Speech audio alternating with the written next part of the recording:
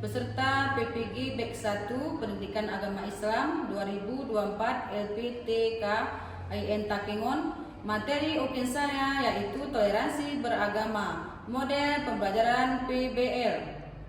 Assalamualaikum warahmatullahi wabarakatuh. Waalaikumsalam warahmatullahi wabarakatuh. Apa kabar Ibu semua? Alhamdulillah. Sehat semua? Sehat, Bu. Ada mandi tadi pagi? Ada, Sudah Bu. subuh? Ada, Bu. Alhamdulillah. Siapa pikir hari ini nak? Kami, Bu. Sudah bersih ya? Ya, terima kasih. Sekarang mari kita berdoa. Siapa ketua kelasnya nak? Ya, ayo kita pimpin doanya bersama-sama. Sebelum memulai pelajaran, ada berdoa terlebih dahulu. Berdoa dimulai.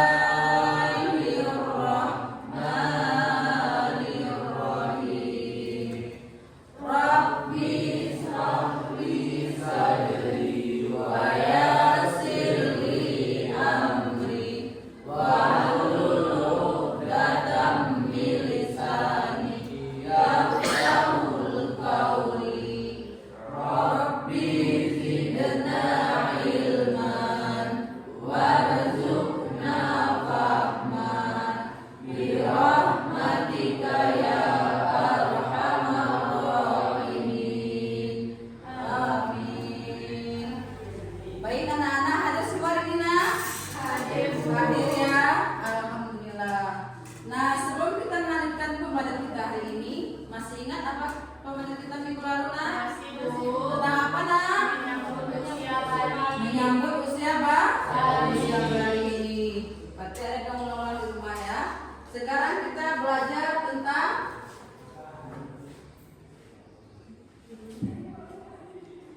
ini adalah tujuan pembelajarannya. Belajar menganalisis tentang sikap toleransi beragama yang tepat melalui kegiatan pembuatan proyek video dengan penuh tanggung jawab. Kedua, pelajar memilih perilaku yang mencerminkan sikap toleransi dalam beragama dengan tepat. Nah, ini adalah apa yang kamu tahu dari gambar ini. Ini adalah perbedaan agama. Ayo kita melihat video sama-sama tentang toleransi beragama. Telah tiba. Indra memanfaatkan liburan yang cukup panjang itu untuk dikitan. Kitan adalah hal yang wajib bagi laki-laki muslim. Semoga lekas sembuh ya Indra. Iya Pak, terima kasih. Aduh. Setelah kamu sembuh nanti, kita adakan syukuran kitan. Nanti teman-temanmu, Otto, Nadia, dan Donita diajak ya Indra? Iya ya. Setelah 2 minggu berlalu, liburan sekolah pun selesai. Murid-murid kembali masuk sekolah. Teman-teman, besok Sabtu aku minta kehadiran kalian di rumahku jam 3 sore ya. Keluargaku mengadakan syukuran hitan. Siap. Acara Kesultanan nanti ada pengajiannya juga nggak? Apakah harus pakai jilbab? Apakah aku juga harus pakai sarung dan peci, Indra? Tidak perlu, Donita, Okto. Yang penting kalian pakai baju yang sopan saja. Tapi kan nanti semua tamu pasti pakai hijab, Ndra. Aku malu. Iya, nanti kalau kami tidak bisa baca doanya gimana? Jangan khawatir, nanti kalian akan aku temani selama pengajian.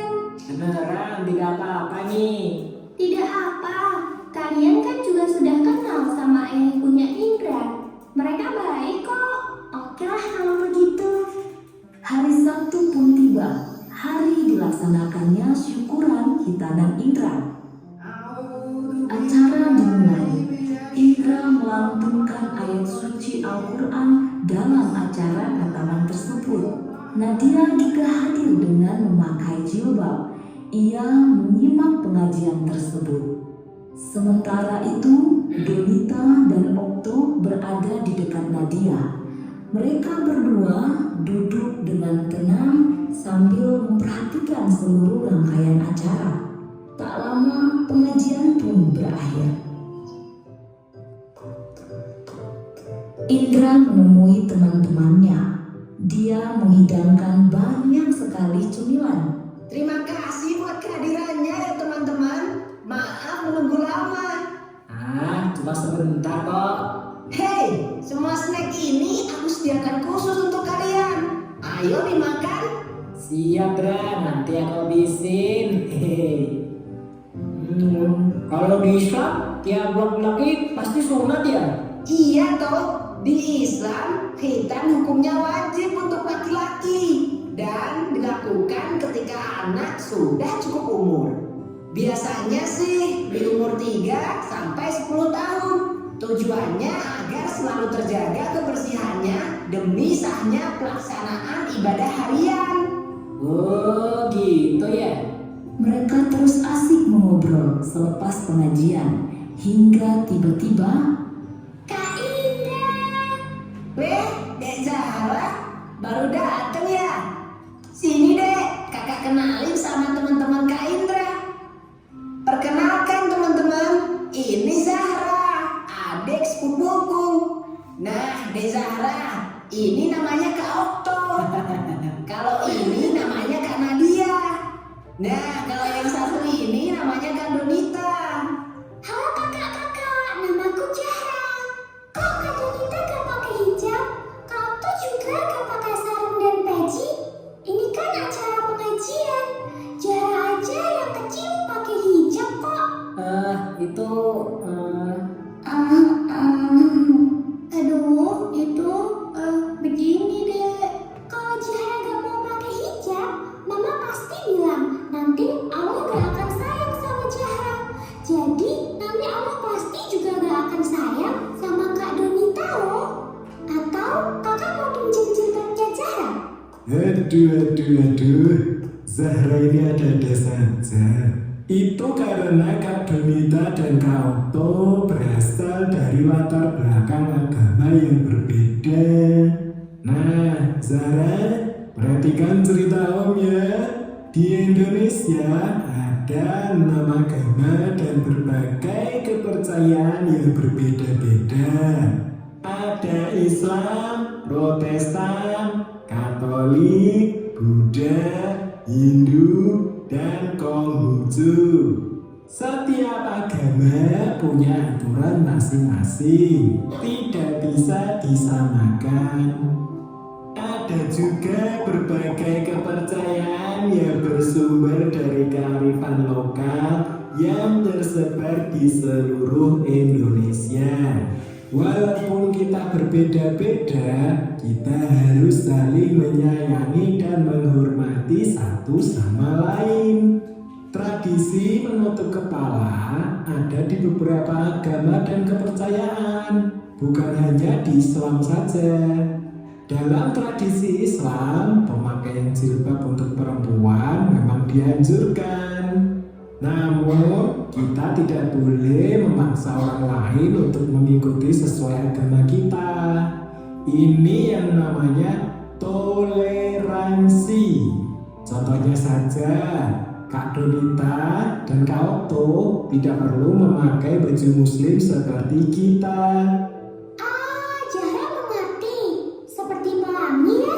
Mereka berbeda-beda, namun ketika bersatu terlihat indah.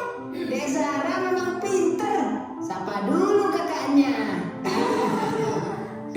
Ini masih ada makanan. Yuk, kalian semua ikut makan.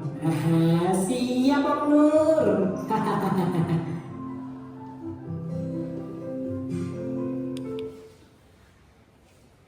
Nah, ini adalah video dengan toleransi beragama. Ini adalah definisi toleransi. Toleransi beragama adalah sikap saling menghargai perbedaan keyakinan dan ibadah di antara berbagai agama. Dalam masyarakat yang beragama, toleransi penting untuk menciptakan kerukunan dan menghindari konflik.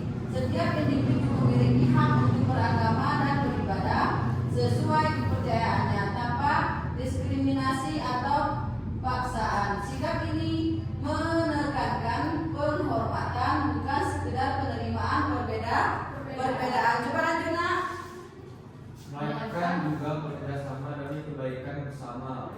Toleransi beragama membantu membangun masyarakat damai dan inklusif, sehingga semua orang merasa dihargai. Dengan menerapkan nilai toleransi, kita dapat menjaga keharmonisan sosial dan memperkuat persatuan di tengah keberagaman. Ya.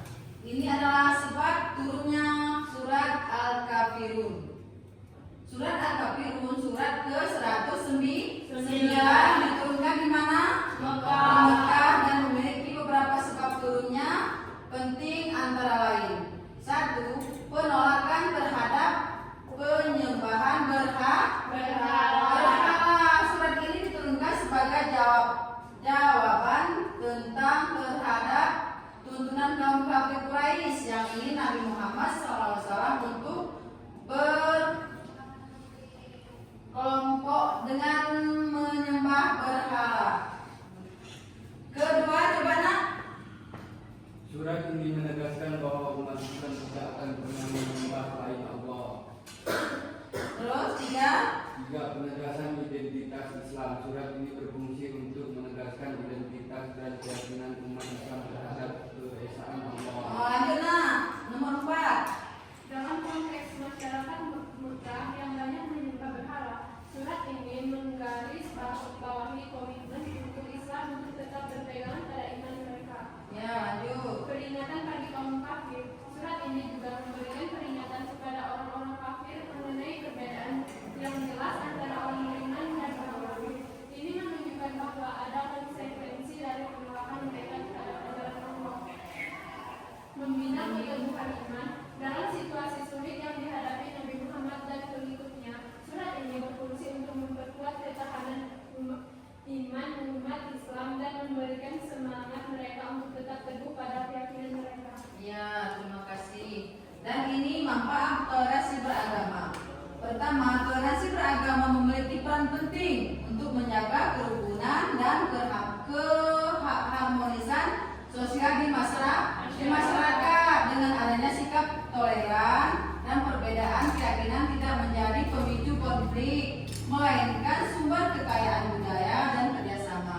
Sikap ini membantu menciptakan lingkungan yang damai, di mana setiap individu bebas menjalankan ibadah sesuai keyakinan tanpa diskriminasi atau tekanan. Nah, selain itu, beragama toleransi memperkuat persatuan di tengah keberagaman, mendorong interaksi positif dan menghasilkan.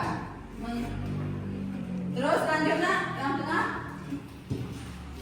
Melalui dialog dan pemahaman antara agama, masyarakat dapat saling belajar dan menghormati perbedaan. Hal ini juga membuka peluang untuk bekerja sama dalam kegiatan sosial dan kemanusiaan tanpa memandang agama. Toleransi beragama mencerminkan penghormatan terhadap hak asasi manusia, terutama kebebasan berkeyakinan. Dengan demikian, sikap toleransi yang tidak hanya sekedar menjaga perdamaian, tetapi juga membangun masyarakat yang Inklusif dan adil. Terima kasih.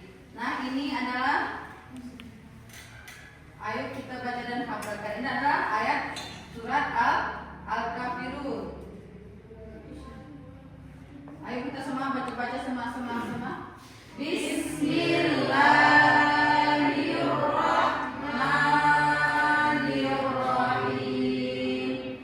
Qul ya ayyuhal kafirun la a'budu ma ta'budun wa la antum 'abiduna ma a'bud wa la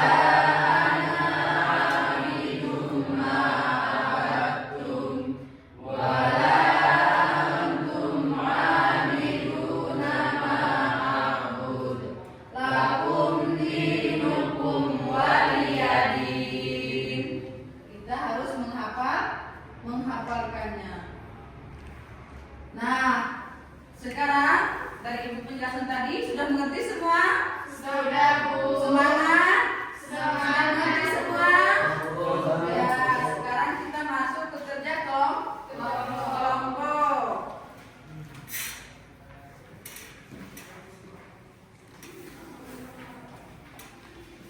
Tulis nama kelompoknya nak ya.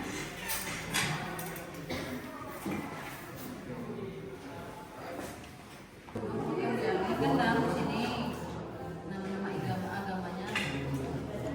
Tak sulit.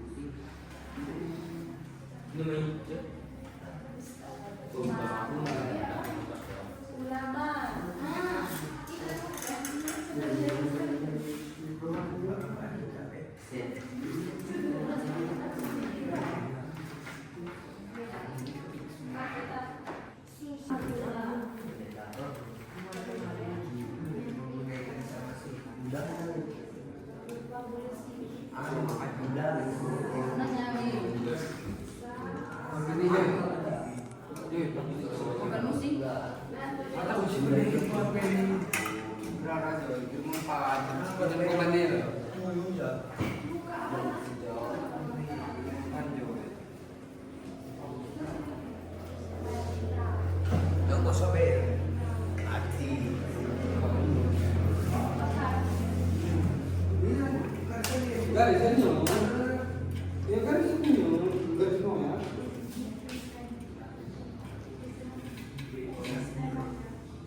Islam itu tanda tambahan.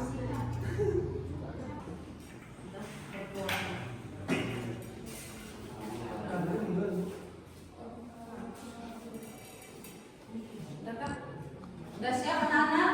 Ya, Bu. Udah siap semua? Ya, udah. Nah, kalau udah siap sekarang maju kepala kelompoknya ke depan satu-satu ya.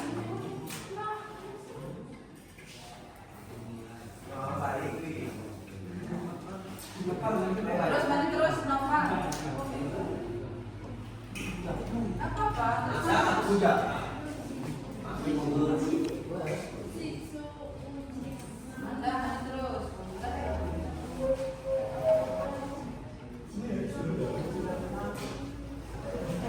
Dah, terus nak.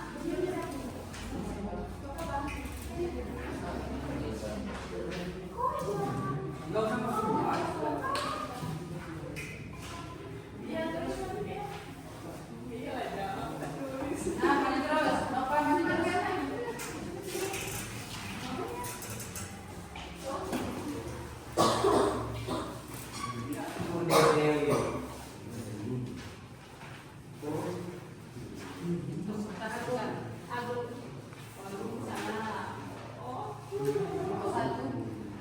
Satu. Assalamualaikum warahmatullahi wabarakatuh. Waalaikumsalam warahmatullahi wabarakatuh. Kelompok satu ya, kami dari kelompok satu menjelaskan tentang keberagaman agama. Yang kami dapat di Indonesia ada 6 agama, yaitu Islam dengan kitab suci Al-Quran, tempat ibadah masjid, dan hari rayanya Idul Fitri dan Idul Adha. Dan agama Hindu yang kedua, kitab sucinya adalah kitab Veda, dan tempat ibadah adalah pura, dan hari raya Nyepi yang biasa dilaksanakan setiap tahunnya. Dan yang ketiga ada agama Kristen dengan kitab suci Alkitab mereka, ya saya pun tidak tahu. Dan dengan tempat ibadah gereja, dan hari rayanya adalah hari Natal dan Jumat Agung. Dan agama keempat yaitu agama Buddha dengan kitab suci Tripitaka dan tempat ibadah vihara, dan hari rayanya hari raya Waisak. Dan agama keempat yaitu Konghucu dengan kitab Sisu Wuncing. Ya, itu yang saya dapat. Dan tempat ibadah Kelenteng dengan hari raya Imlek. Dan agama keenam yaitu agama Katolik atau Kristen Katolik dengan kitab suci Alkitab, dan dengan tempat ibadahnya yaitu gereja, dan hari raya sama seperti agama Kristen Protestan. Ya, saudara dari kelompok satu tepuk tangan. Sekarang kelompok dua. Assalamualaikum warahmatullahi wabarakatuh. Saya dari kelompok 2 ingin mempresentasikan hasil kerja kami tentang mencari tempat-tempat ibadah dalam 6 agama yang ada di Indonesia. Pertama, agama Islam dengan kitab suci Al-Quran, tempat ibadah masjid, dan hari raya Idul Fitri. Agama kedua yaitu Hindu, kitab sucinya Weda, tempat ibadah pura, serta hari rayanya Nyepi dan Saraswati. Agama yang ketiga Kristen Protestan, kitab suci Alkitab, tempat ibadahnya gereja, hari rayanya adalah Natal dan Jumat Agung. Agama keempat Buddha, kitab sucinya Tripitaka, tempat ibadah vihara, dan hari rayanya adalah Waisak. Pemuka agamanya adalah biksu. Agama kelima Konghucu dengan kitab suci Sisu Wuncing, tempat ibadah Kelenteng, dan hari raya Imlek serta Cap Gome. Agama yang keenam Katolik, kitab suci Alkitab, tempat ibadah gereja, dan hari raya kenaikan Isa Al-Masih. Nah, saudara kelompok 2 tepuk tangan. Sekarang kelompok 3 silakan. Kami dari kelompok 3 ingin mempresentasikan hasil keberagaman agama. 1. Islam, kitab sucinya Al-Quran, tempat ibadah masjid, hari raya Idul Fitri dan Idul Adha. Pemuka agamanya ulama. Kedua, Hindu, kitab suci Weda, tempat ibadah pura, dan hari raya Nyepi. Ketiga, Kristen, kitab suci Alkitab, tempat ibadah gereja, hari raya Natal atau Jumat Agung. Pemuka agamanya pendeta. Keempat, Buddha, kitab suci Tripitaka, tempat ibadah vihara, hari raya Waisak. Ya, terima kasih, tepuk tangan. Sekarang silakan lagi.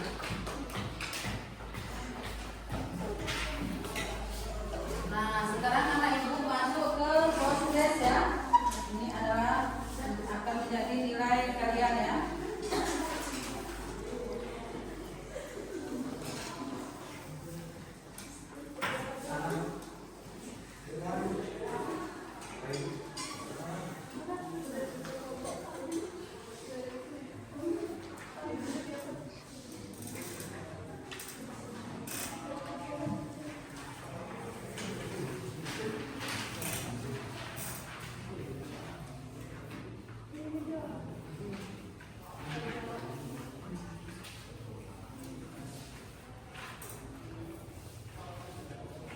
Kerjakan terus nak ya.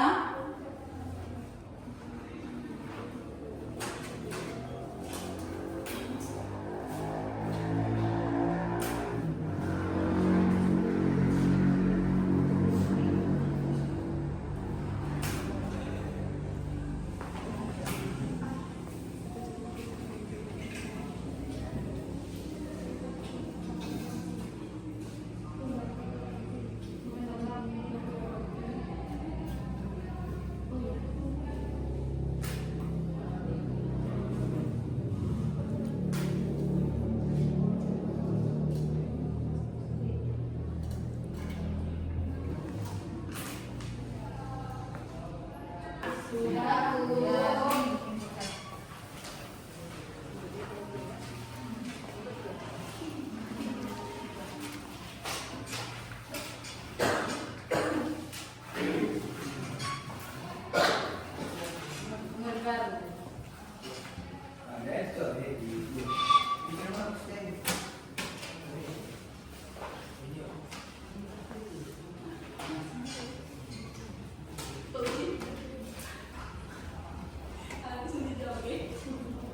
Nah, terima kasih nak. Sekarang kita masuk ke kesimpulan dan refleksi nak ya. Ya Bu.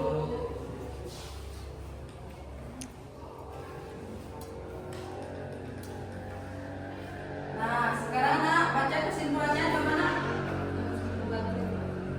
Kandungan surat Al-Kafirun. 1.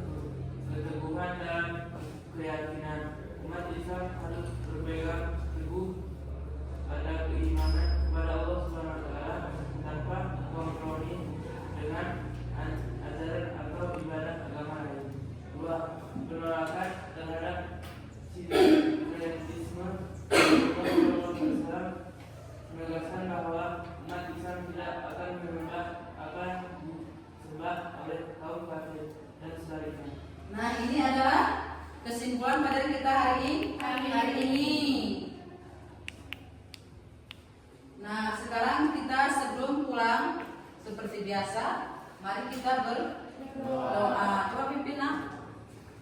Bismillahirrahmanirrahim.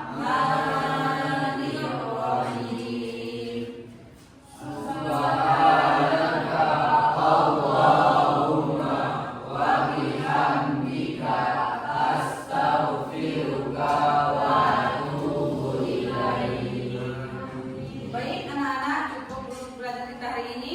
Kita satu minggu depan Ibu akhiri. Wassalamualaikum